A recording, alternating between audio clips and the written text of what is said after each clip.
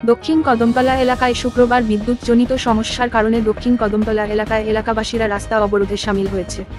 খবর পেয়ে বিদ্যুৎকর্মী junior helper পরেন্দ্রনাথ, Kashem Zakaria ও গাড়ির চালক প্রীতম নাথ ঘটনাস্থলে গিয়ে সমস্যা সমাধানের চেষ্টা করলে উত্তেজিত জনতার গণরোষের শিকার হন তারা। উত্তেজিত জনতা পরেন্দ্রনাথকে বেধড়ক মারপিট শুরু করলে উনাকে বাঁচাতে গিয়ে অপর কর্মী কাশেম জাকারিয়ার উপরও হামলে পড়ে পাশাপাশি গাড়ির চালক প্রীতম নাথকেও মারধর করে এবং গাড়ি ভাঙচুর করা হয় বলে গুরুতর অভিযোগ করেন আহতরা।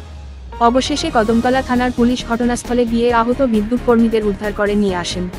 পরে কদমতলা বিদ্যুৎ সাব স্টেশনের ম্যানেজার দীপায়ন দাস রাতেই কদমতলা থানায় আক্রমণকারীদের নাম জানিয়ে লিখিত মামলা দায়ের করেন। না, লাইন তার সিরিয়া পড়ছে, ফোন করলে আয় না। কত নম্বর বাড়িটা? এটা 6 দক্ষিণ কদমতলা নি? দক্ষিণ কদমতলা। আচ্ছা, ওখান ঘটনা কি হয়েছে? এখন ঘটনা সকাল 10টা থেকে লাইন এখন পর্যন্ত 8টা বাজে আছে দেনা। ও এর আগের দিনও রাইট নাই, বুঝছো নি? দক্ষিণ কদমতলা চিনে না, তখন নিজে লাগাই দেও লাইন, এটা কি সম্ভব? আজকে এবার কি রাস্তা অবরোধ করেছিলেন আপনারা? হ্যাঁ, রাস্তা অবরোধ করেছিলেন? হয় হয়, কটার থেকে?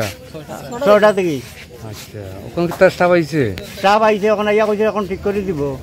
আজ থানাও আইছে এখানে? হয়,